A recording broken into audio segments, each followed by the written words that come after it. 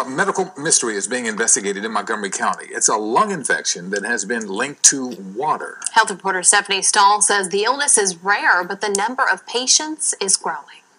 The unlikely victims are white, thin, postmenopausal women who live in affluent neighborhoods around the main line. It's frightening, I think. It's a lung infection similar to tuberculosis that's caused by a bacteria found all over, in soil, the air, and mainly in water. This is in all of our water. We're all exposed to it every day when we take a shower.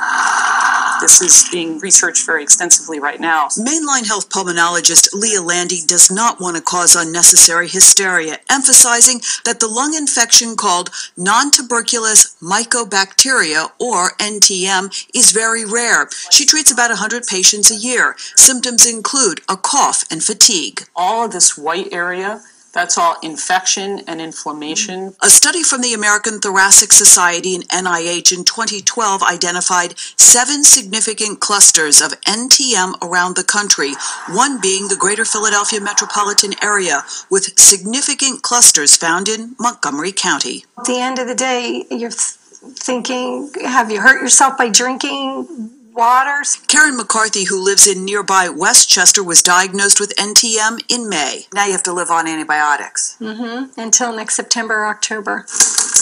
She's installed a special water filter, careful to avoid re-exposure. The 54-year-old struggles with fatigue and respiratory issues, but makes sure to stay in shape, which ironically made her more susceptible. Were you shocked when you found out that being healthy and fit put you at risk for this? Oh, absolutely. The NIH report also noted that most NTM patients had higher education and income levels, with the infection being difficult to identify.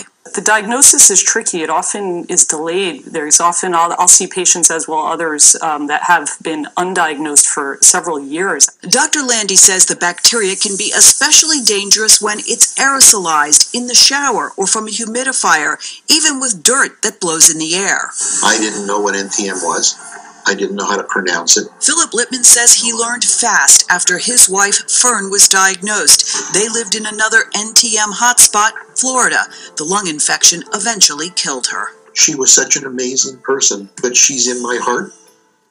She's with our children. But not everyone is at risk. Doctors say African Americans and people who are overweight tend not to get NTM, but this bacteria that causes it is everywhere. So the question is, why do only certain people get the infection?